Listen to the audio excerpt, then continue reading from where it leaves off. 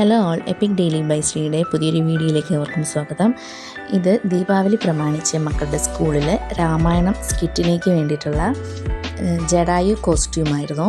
ഇതെനിക്ക് ഉണ്ടാക്കാനായിട്ട് ഒരു ഐഡിയ ഇല്ലായിരുന്നു, എങ്ങനെ ചെയ്യേണ്ടതെന്ന് ഒരു ഐഡിയ ഇല്ലായിരുന്നു.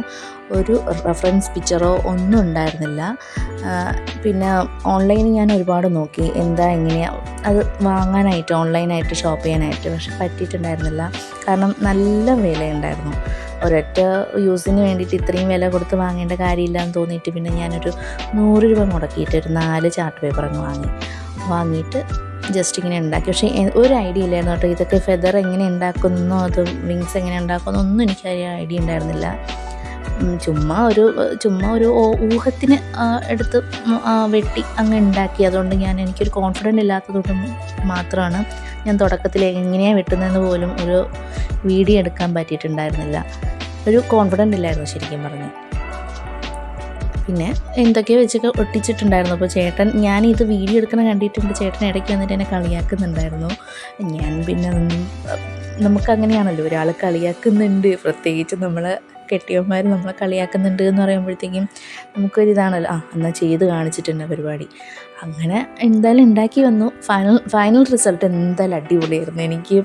ഞാൻ എന്നെ തന്നെ ഒന്ന് എണീറ്റ് നിന്നൊന്ന് തൊഴുതു, ഒന്ന് സാല്യൂട്ട് അടിച്ച്, പറയാണ്ടിരിക്കാൻ വയ്യ കേട്ടോ. ഇതൊക്കെ പിന്നെ ജസ്റ്റ് ഒന്ന് സ്റ്റാപ്ലറൊക്കെ വെച്ചിട്ടൊന്ന് അടിച്ചൊന്ന് ഉറപ്പിച്ച് വെച്ചു. പിന്നെ ഇത് കാലിൽ കെട്ടാൻ വേണ്ടിയിട്ട് ഇതും ഒരു ഐഡിയ ഇല്ലായിരുന്നു, ചുമ്മാ വെറുതെ ഒന്ന് ഉണ്ടാക്കി. പിന്നെ ഒന്ന് വെട്ടിയെടുത്തു എന്ന് മാത്രം. പിന്നെ ഇത് അറ്റത്തിങ്ങനെ ഹൈലൈറ്റ് ഇരിക്കാൻ വേണ്ടിയിട്ട് ഒന്ന് വരച്ചു കൊടുക്കുന്നതാണ് കേട്ടോ, ജസ്റ്റ്. അതിനുശേഷം ഞാൻ ഉണ്ടാക്കിയത് മാസ്ക് ആയിരുന്നു. മാസ്ക് ഞാനൊരു യൂട്യൂബ് നോക്കിയിട്ട് ഉണ്ടാക്കി, പക്ഷെ അത് പക്ക ഫ്ലോപ്പായി. അത് ഞാൻ ഒന്ന് കാണിച്ചു തരാം.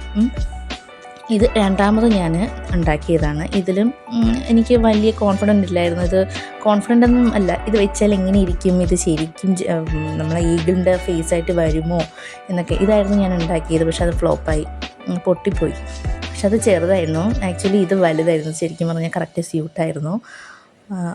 ഇതായിരുന്നു കേട്ടോ ഫൈനൽ ലുക്ക്. കാണിച്ചു തരാം. ഇതിൻ്റെ ഒപ്പം ഞാൻ സ്കിറ്റിൻ്റെ കുറച്ച് പോർഷനും കൂടെ വയ്ക്കുന്നുണ്ട് കേട്ടോ. അപ്പോൾ എല്ലാവർക്കും ബൈ.